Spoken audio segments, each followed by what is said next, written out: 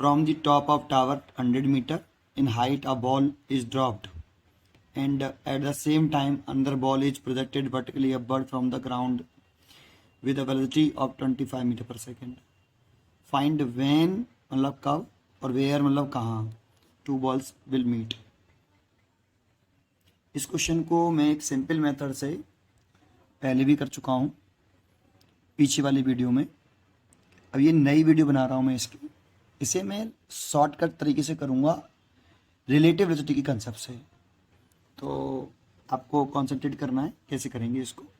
कौन सोल्यूशन. ये हाइट है आपकी टावर की. ये टावर है, इसकी हाइट है 100 मीटर. ये ग्राउंड है. ये टॉप ऑफ टावर से एक बॉल, मान लो ये आपकी बी बॉल है, और ये एक बॉल नीचे, इसको यू वेलोसिटी से छोड़ा जाता है, ड्रॉप किया जाता है, और इसको यू वेलोसिटी से 25 मीटर पर सेकेंड से ऊपर फेंका जाता है साइमल्टेनियसली, एक साथ. ठीक. अब वो पूछ रहा है कि ये कहाँ पर मीट करेंगे और कितने टाइम इंटरवल बाद मीट करेंगे. तो पहले आपको साइन कन्वेंशन पता है. पहले साइन कन्वेंशन बता दूं, तो बहुतों को साइन कन्वेंशन समझ में नहीं आते कि साइन कैसे यूज़ करते हैं.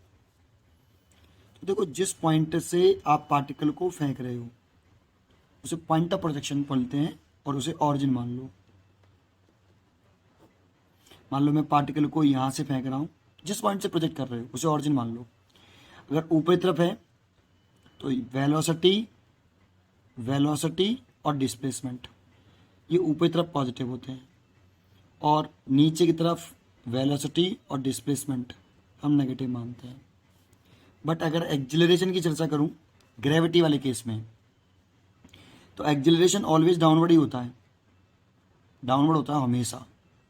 और डाउनवर्ड होता है तो चाहे पार्टिकल, मान लो अगर ये ऑरिजिन है, ऊपर जा रहा हो चाहे नीचे आ रहा हो, दोनों के सिचुएशन में ए बराबर माइनस के जी, और इधर भी ए बराबर माइनस के जी. क्योंकि हम नीचे की तरफ, नीचे की डायरेक्शन में हमेशा नेगेटिव लेते हैं, तो फिर ऊपर की तरफ नेगेटिव क्यों ले रहे हैं, नीचे तरफ नेगेटिव क्यों ले रहे हैं. क्योंकि जी होता ही डाउनवर्ड है, हमेशा एक्ट ही डाउनवर्ड होता है. और जब डाउनवर्ड ही वक्त होता है, चाहे पार्टिकल ऊपर जाए चाहे नीचे जाए, जी लगता ही नीचे है. और नीचे ही लगता है तो इसीलिए नीचे की डायरेक्शन में नीचे की डायरेक्शन में नेगेटिव मानते हैं, तो इसलिए माइनस के जी और नीचे माइनस के जी. चाहे पार्टिकल ऑरिजिन, अगर इसको मैंने माना, चाहे ऊपर जाए चाहे नीचे आए, दोनों कंडीशन में नेगेटिव लेंगे अंडर द ग्रेविटी. ठीक. ये तो साइन कन्वेंशन की बात रही. अब बात आते हैं यहाँ, इसे रिलेटिव वेलोसिटी के कंसेप्ट से करेंगे हम. किस वेलोसिटी से करेंगे, ये रिलेटिव वेलोसिटी के कंसेप्ट से करेंगे हम. ठीक. कैसे करते हैं अब देखो, अगर हम ये जो दिख रहा है हमें कि ये 25 मीटर पर सेकेंड से ऊपर जा रही है, इसे फ्रीली ड्रॉप किया है, ये सारी कहानी ग्राउंड फ्रेम से देखने पर है. अगर कोई पर्सन ग्राउंड फ्रेम से ये सब चीज़ें देख रहा है तो वो कहेगा कि ये वाली बॉल जो ए है वो ऊपर 25 मीटर पर सेकेंड से जा रही है, और इसे फ्रीली ड्रॉप कर रहे हैं, तो इसे फ्रीली ड्रॉप किया है. ये सारी ग्राउंड फ्रेम से देखने पर है. मैंने कहा इसका फ्रेम ही बदल देते हैं. हम क्या करें कि बी पर कोई चीज़ बैठ के, बी पर बैठ के, मतलब ऑब्जर्वर कहाँ है, बी पर है ऑब्जर्वर, और वो ऑब्जर्वर मान लो कोई चीटा है, वो चीटा बन के हम बी पर बैठ जाएं और वहाँ से ए को ऑब्जर्व करें. दैट मीन्स हम विद रेस्पेक्ट टू बी की चीज़ें, विद रेस्पेक्ट टू बी की बात करें, बी के रेस्पेक्ट में ऑब्जर्व करके ए की चीज़ों को देखें. तो इसके लिए हमें वेलोसिटी निकालनी पड़ेगी ए की. इसे लिखेंगे relative velocity of A with respect to B. इसका मतलब होता है कि बी पर बैठकर हम ए की वेलोसिटी को देखें, कि ए को देखें और उसकी वेलोसिटी को बताएं कि बी को क्या लगेगा कि ए की वेलोसिटी क्या है, बी के रेस्पेक्ट में है ये. और इसे लिखा जाता है V A minus V B. अब वी ए की वैल्यू देखें तो वी ए मतलब ये वाला, इसकी वेलोसिटी ऊपर की तरफ है, सिर्फ प्लस ही ले लेंगे 25, और इसकी तो जीरो ही है, इसे जीरो ही मान लेंगे. तो कितनी 25 मीटर पर सेकेंड. ऐसे ही इस वाले फ्रेम में अगर मैं ए का एक्जिलरेशन देखूं विद रेस्पेक्ट टू बी, तो मैं लिखूंगा ए माइनस ए बी, और ए की जो वैल्यू है वो माइनस के जी। इस वाली बॉडी ए की एक्सेलरेशन ऊपर की तरफ जा रहा है ना पार्टिकल, तो ऊपर जाए चाहे नीचे जाए एक्सेलरेशन तो माइनस के जी होता है। अब ये वाला माइनस लगा लें, और ये वाला पार्टिकल नीचे आ रहा है, फ्रीली फॉल किया है तब ये वाला पार्टिकल नीचे आ रहा है, लेकिन नीचे आए चाहे ऊपर आए एक्सेलरेशन की डायरेक्शन हमेशा माइनस के जी होती है। देखो ये प्लस हो जाएगा, और प्लस हुआ तो ये इससे कैंसिल हो जाएगा 0।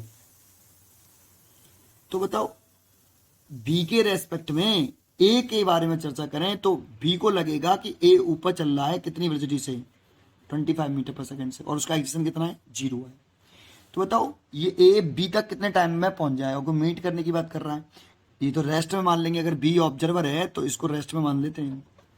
तो ए बी तक पहुंचने का टाइम ही तो पूछ रहा है, ए और बी कहाँ मीट करेंगे, तो कब मीट करेंगे, तो ए को बी तक पहुंचने में कितना टाइम लगा वो निकाल लो, तो ये वो मीट कर जाएंगे। तो ए से बी तक पहुंचने का टाइम देखें, कौन से फ्रेम में देख रहे हैं, बी वाले फ्रेम में। तो सीधा सीधा इसमें एक्सेलरेशन तो है ही नहीं है, एक्सेलरेशन तो है ही नहीं है ए में, बी किससे देख रहे हैं, तो सीधा सीधा लगा लो स्पीड इज इक्वल टू क्या, एक्सेलरेशन ही नहीं है, तो सीधा लगा सकते हैं हम डिस्टेंस अपॉन टाइम, और टाइम निकाल लो। तो टाइम निकालें तो डिस्टेंस तो हो गई कितनी, 100 मीटर, और स्पीड हो गई with respect to B 25 metre पर सेकेंड। 25 से कट गया 4 सेकेंड में ए और बी मीट करेंगे, 4 सेकेंड बाद ए और बी मीट करेंगे। टाइम जो होता है ना वो फ्रेम ऑफ रेफरेंस पे डिपेंड नहीं करता, तुम ग्राउंड फ्रेम से भी देखोगे तो 4 सेकेंड में मीट करते हुए दिखाई देंगे, क्योंकि time of event independent of frame of reference, इसीलिए हम ऐसा कर सकते हैं। But velocity and acceleration depends on frame of reference, frame बदलने से वेलोसिटी बदल जाती है और एक्सेलरेशन भी बदल जाता है। ठीक, अब ग्राउंड फ्रेम से देखें, कहाँ से देखें, ग्राउंड फ्रेम से, ग्राउंड फ्रेम से देखें कि भाई ये कहाँ पर मीट करेंगे। तो चर्चा कर लेते हैं कि मान लो कि ये यहाँ से x डिस्टेंस पर मीट कर गया, इस जगह पे मीट करे दोनों, तो इसकी वैल्यू पूछ रहा है। तो ग्राउंड फ्रेम से देखें तो इसमें इक्वेशन यूज़ करें, इन s बराबर U T plus half A T square, और s की चर्चा करें तो s हो गया -x, u देखें तो इसका 0 प्लस आप g देखें, x तो देखो नीचे चल रहा है, ऑरिजिन ये है, यहाँ से देख रहे हैं b को देख रहे हैं हम, ग्राउंड फ्रेम से देख रहे हैं इस वाले पार्टिकल को, नीचे की तरफ जा रहा है ये, तो x डिस्टेंस चला इसलिए -x, नीचे चला इसलिए -x, पॉइंट ऑफ प्रोटेक्शन ये हो गया, ये वाला पॉइंट ऑफ प्रोटेक्शन नीचे तरफ चल रहा है इसलिए -x, और g की वैल्यू देखें तो -g, और टाइम लग रहा है t स्क्वायर, तो -x बराबर -half G T square, minus से माइनस कैंसिल हो गया, x ही पूछ रहा है। आप अगर g की वैल्यू में 10 मान लूँ, अगर 9.8 रखिए तो 9.8 लिखिए आप, t की वैल्यू 4 को स्क्वायर करेंगे 16, 2 से कट गया 5 बार, 16 पंजे 80 मीटर की डिस्टेंस पर दोनों मीट करेंगे, टॉप से 80 मीटर की डिस्टेंस पर मीट करेंगे दोनों, और बॉटम से देखेंगे तो ये कितनी हो जाएगी 100 - x, तो बॉटम से 20 मीटर की डिस्टेंस पर मीट करेंगे। ठीक, तो ये आंसर हो गया। ये मैंने किससे किया है, कंसेप्ट से किया है, और यही सेम क्वेश्चन मैंने सिंपल मेथड से भी किया है।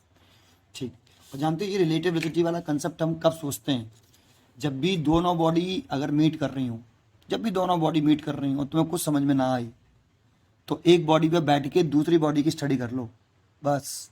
और ये ध्यान रखना 3 चीज़ें फ्रेम ऑफ रेफरेंस से इंडिपेंडेंट होती हैं, एक इंडिविजुअल फोर्स, और एक टाइम ऑफ इवेंट, और एक distance between 2 particles. Distance between 2 particle, distance नहीं, डिस्टेंस डिपेंड करती है फ्रेम ऑफ रेफरेंस पर, distance travelled by particle depends on frame of reference, but distance between 2 particle is independent of frame of reference. बस इतना सा ध्यान रखोगे और थोड़ा सा रिलेटिविटी के बारे में थोड़ी सी जानकारी है तो आप इस तरह से कर सकते हो। ठीक, थैंक यू।